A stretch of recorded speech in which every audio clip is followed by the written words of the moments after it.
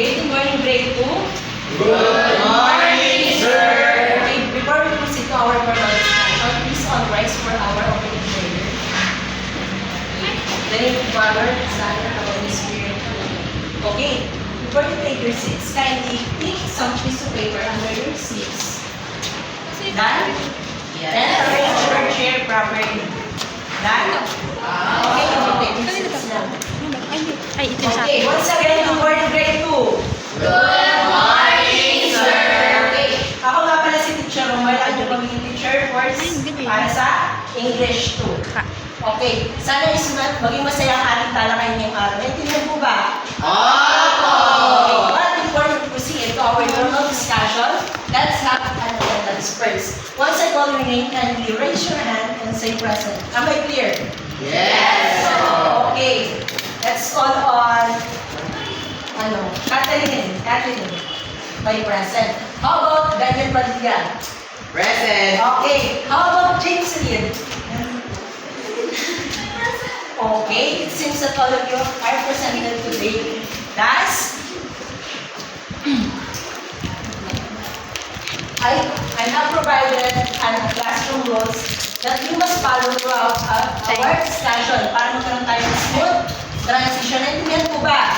Opo. At sabay-sabay natin basahin ang ating classroom rules. First, Linisin ang iyong lugar kung ito ay may alat. okay, most especially pag alis tayo ng classroom, you must make sure na wala natin siya ng maswala sa ating sleep para lang. Naintindihan po ba? Opo. The second one is that respect. Ako muna sasalita sa unahan para hindi natin ang ating tenga na doon sa kanya tigit sa lahat ay kapag may nais sabihin or nais sumagot, ilataas ang mga kanan. Naintindihan po ba? Okay. So last time we will discuss the verb. Okay. Natatandaan niyo pa ba kung anong verb? Okay, class. Ano nga pa sinabi natin verb? Action word. Ano yun? Animal that plants? Tama ba? No. Joke. Ano nga yung verb? Sino makakasagot? Okay. Okay, very good. If we say verb, it is an action words. That one are prepared to. Okay. Dahil natatandaan niyo ang ating tinapit last time, mas magkakaroon naman tayo ng games. Gusto niyo ba yan? At ang ating games ay tatawagin natin. Pakibasa? Yes, the picture. Yes, the picture with a twist. Ang twist natin is polo, bewang, at saka papel. Naintindihan po ba? At dito po sa ating activities, kailangan natin ng 5 members sa dalawang grupo. This will be the group 1 and this will be the group 2. So, kailangan po natin ng limang representative. Sino po? Dito po sa kanan.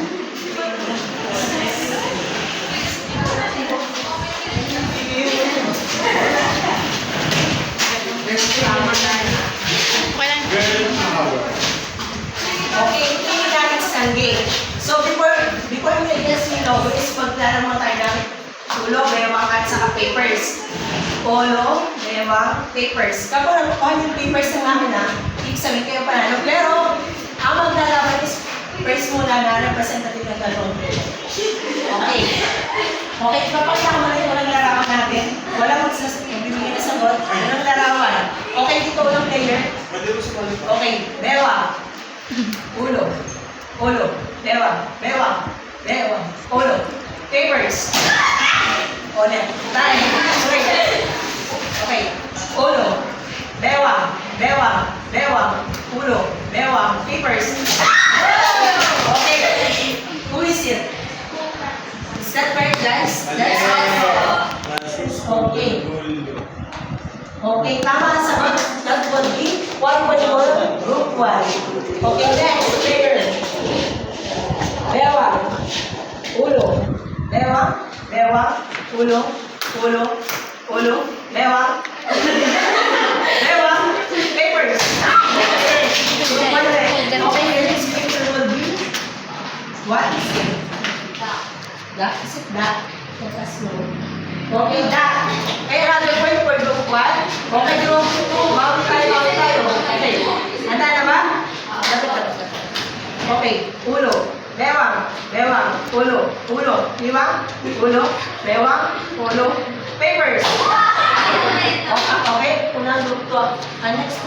one will be, ano kaya yan? Is it cow or baka or cattle? Goat. Okay, Ay. that's correct. That is cow.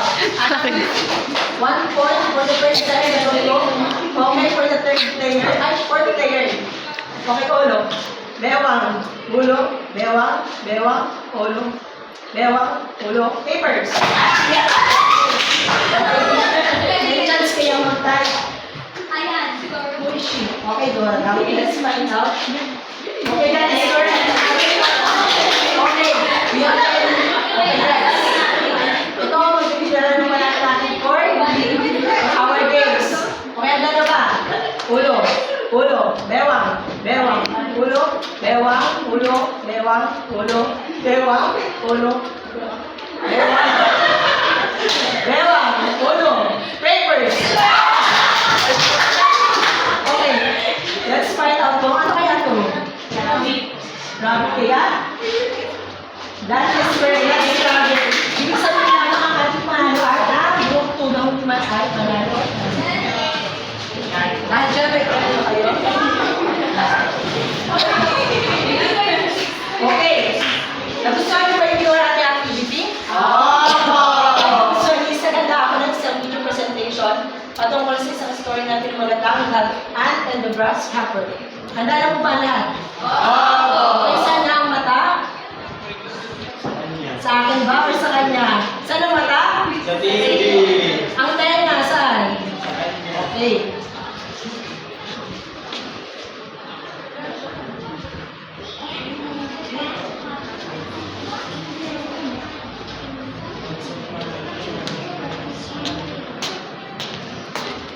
Okay. Laksan daw.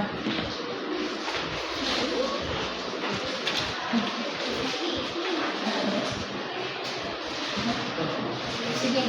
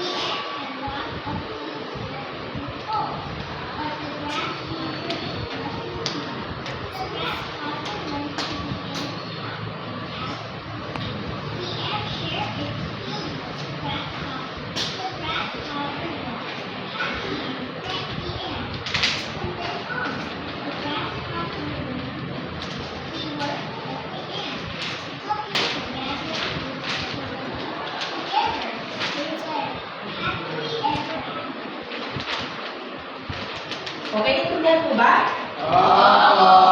Kung naintindihan talaga, ano nga po maganda ating story ngayon?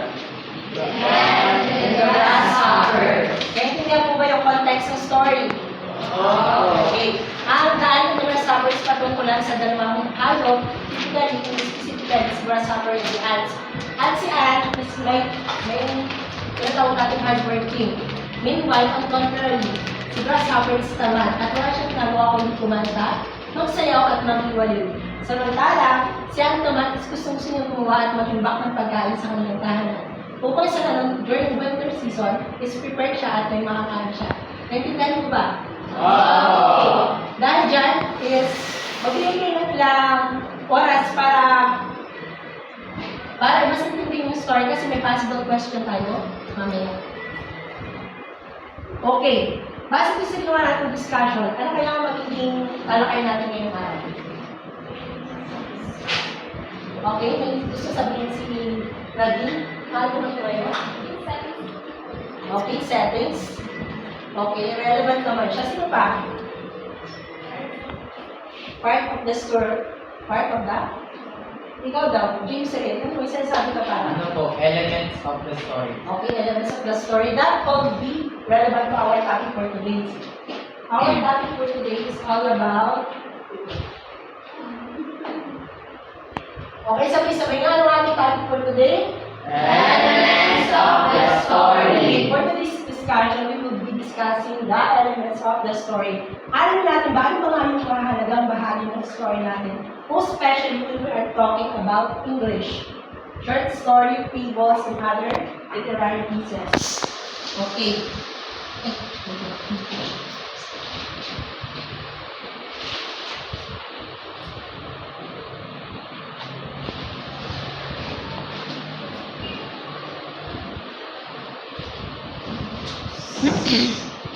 Okay, maaari mo basahin ang ating first element. Setting. Tell us where the story happened. Okay, class. Pag sinabi natin settings, ulitin mo nga ang tatlong beses. Settings. Settings. Parang masyadong mahina ulit. Setting, setting, Okay, setting. pag sinabi natin settings, it tells where and when did the story happen. Ibig sabihin, ang settings natin ay tumukoy kung saan. Kailan nangyari ang sa kwento. Pero nakikita ng dyan sa atin is tells where the story, but so it does not focus solely on the place where the story takes place. Okay, pag sinabi natin settings, sandali natin kailan at saan nangyari ang kwento. Okay po ba? Okay, based on sa story natin pinakinggan, or na yung napanood, saan kaya ang settings ng story? Okay? Ay, ba? Parang may sinasabi ka? Aunt's house. Okay, sa aunt's house and the... Okay, how about the time? Ano yung pinaghahandaan nila? Bakit nag-iipon sila? Para saan na yun? Para may pagkain sila saan? Winter. Okay, winter season. So, ibig sabihin, that would be our settings of the story. The aunt's house and the winter season. Pero may pinili pa ako ito example.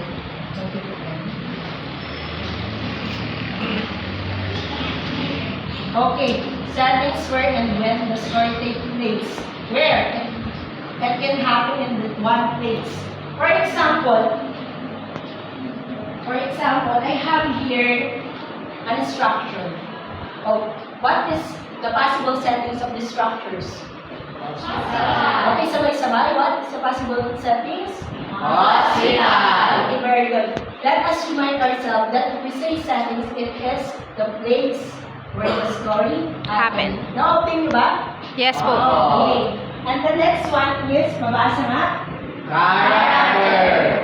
Tell us who are person, animals in the story. Okay, pag sinabi naman natin characters, sino maaari magaling kumanta sa kwento? Okay. Pag kumakanta tayo ng kwento, diba? For example, ay si ano ang ganda. Nagdidig siya sa dagat. Di ba may mga character tayo doon? Pag sinabi ng character, it will refer to the persons or animals in the story. So, doon sa animal, nakapokus siya sa tables. Yes. Pero sa ibang story, is most, ang kanilang main characters is the person itself. Based on the story, sino yung ating mga character? Ants and Sa grasshopper. mga? Si Ant and the grasshopper. Okay, sino yung ating main character dito sa story ng Ant and the Grasshopper isa? At lagi natin tatandaan, from the title itself, makikita natin kung saan nakatuon yung konteksto ng isang kwento. Naintindihan po ba? Opo. Okay, may ibang example ako dito. Okay. Okay, since prepare pa ako dito, maaari ba kayo magbigay ng example na pwede natin gawin para sa isang kwento? Kung maaari ka ba tumayo, Bambi, para nakikinig si Bambi. Okay, Bambi, maaari ka ba tumayo? Kung ikaw ay gagawa ng isang story, who will be the characters in the story? Si Dambi po at sa Kulas. Sino? Si Bulas at si Bambi? Patungkol sa inyong story? Sa kanila pong paglalaro sa akin. Okay. Si Bambi daw at saka si Bulas, tama ba? Okay, magaling. Ibig sabihin, naiintindihan ni Bambi ang ating discussion ngayong araw. Kasunod natin is, pakibasa nga po.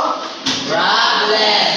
Tell us what the problem is. Okay, sa problem, ito yung pinaka-climax of the story mo. Okay, nalalaman natin ano ba yung mga conflicts and problem within the story. Ibig sabihin, ano yung mga negative points, no? Sa story.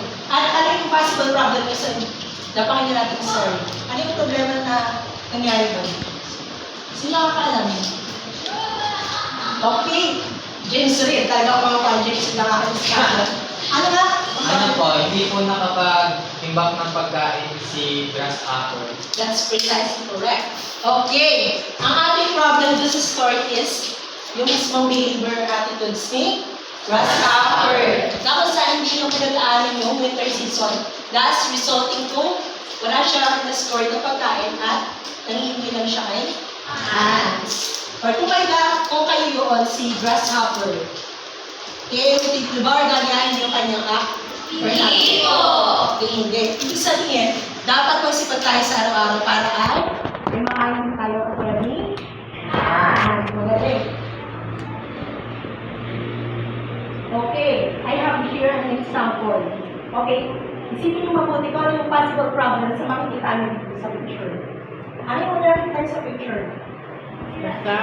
The broken vase, tama? Then the second one is? Kasi may hindi ako mag-get this.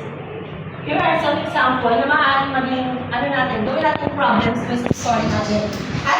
At yung kasunod na element is make a connection then. The next element would be Solution! makibasa ulit sa may sabay. That's how the problem is solved. Tells how the problem is solved. Based sa story na binasa natin, paano kaya na na-resolve yung problema? Sino ba ang may problema? Grasshopper! At paano na-resolve yung problem na yun? Sa palagay mo? Ayun siya lumapit. Ay, magaling. Ibig sabihin, doon sa solution, doon ito yung phase ng story wherein yung problems natin is may resolution na are being resolved. Gets niyo ba? Okay, dahil dyan, nandito tayo sa phase ng solution. Nakikita niyo yung problem? Think of a possible solution para ma-resolve nyo itong problem na ito. Okay, we have the picture 1, the broken vase. Sino pwede makaisip ng problem mo ng solution? Okay, hindi daw lang yung broken na kaya. Okay. Or bibili na bago. That is precisely correct. Pero kapag meron tayong broken bases, pwede natin gumawa tayo ng adhesive tools and ointments, di ba? Yung mga pinapahid para matabunan yung butas. Pero yung lahat ng butas ay okay, the next picture would be about A. Ano yung possible solution doon? Abunot. Okay, ako sa dentist. Matututbrush. Hindi ka sa matututbrush. Okay, uminom na? Oil or gamot. Ibig sabihin yung ating solution doon sa mga problems na natin. And the last element that would be Ending! Tell us how the story ends. okay, yung ending, dito na yung since may resolution na is maganda yung mga nangyayari. Based dun sa story na ginawa natin, okay, makatingin sa akin. Bakit ka pag tumayo? Janice, tayo ka na ba? Ending. Ano yung ending natin dun sa story? At tinulungan po ni si grasshopper na interested ko na mag-give back sila ng pagkain para din po sa future nila. Okay. Tanda natin mga bata, nakapag sinabi natin yung ending, nakakuha tayo dito ng moral lessons. Based on sa story na basa natin, one of the moral lessons na matutunan natin is that paging masipag, kapag-tupok, at higit sa lahat, matutunan sa kapag during their needs and struggles. Okay, naintindihan mo ba? Okay, since naintindihan nyo, meron tayong konting katanungan. Okay, to generalize your knowledge about the discussion proper.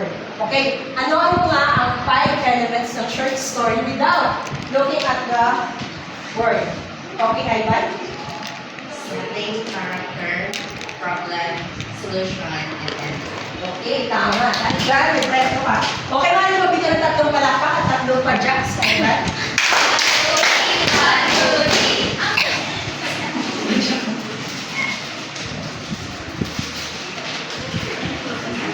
Okay, another question.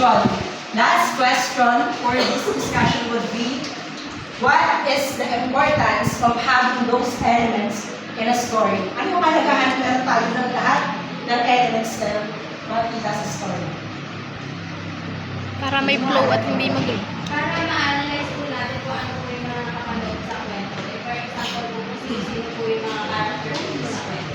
Okay, tama. So, knowing the elements of the story itself would allow us to know much better yung binabasa natin ng story. Kasi kung wala yung isa sa element na yan, mahirap tayo distinguish ano ba yung arrange or orderly sequences ng mga nangyayari sa isang story. Okay, dahil dyan, meron tayo isang assessment.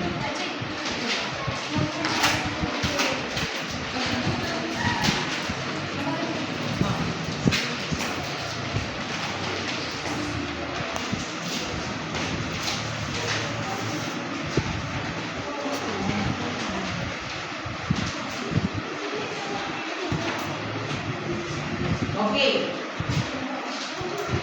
Okay ba, ibasa ba ang directions natin for this activity? Sabay-sabay? If the statement is correct and stand otherwise. Okay. Pag totoo yung isang sentence, happy. Kapag hindi, malungkot. Naintindihan ko ba? Okay. Pakibasa nga ng first item natin. Character tells the person in the story. Who wants to answer for this number one? Let's have Crisis mo.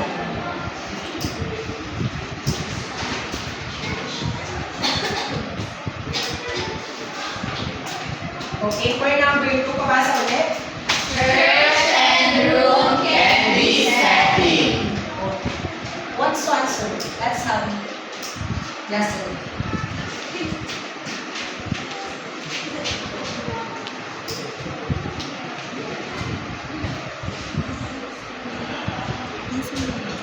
Okay, for item number 3, is a bit.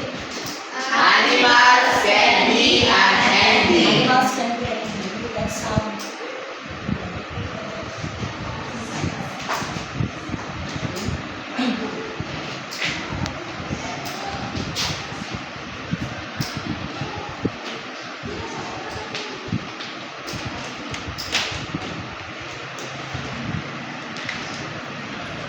okay, for the fourth item, let's have pakibasa ulit. Problem tells how the characters are struggling. What's to answer? Let's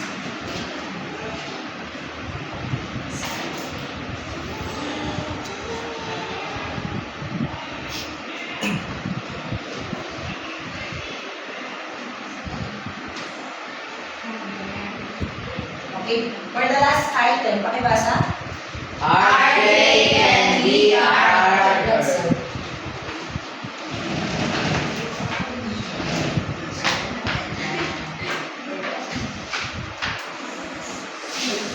Okay, let's find out kung lahat ng answer is correct in this item.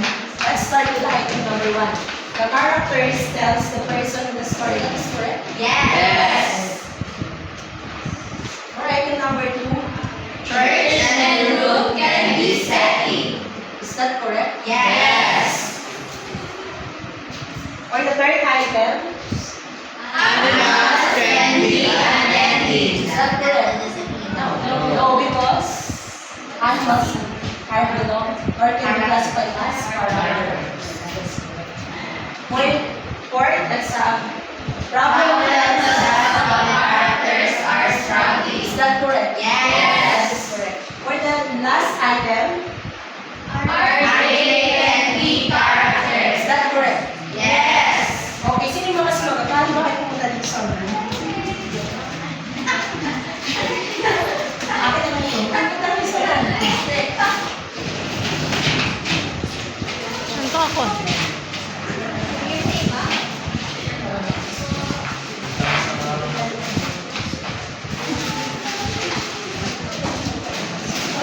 Okay.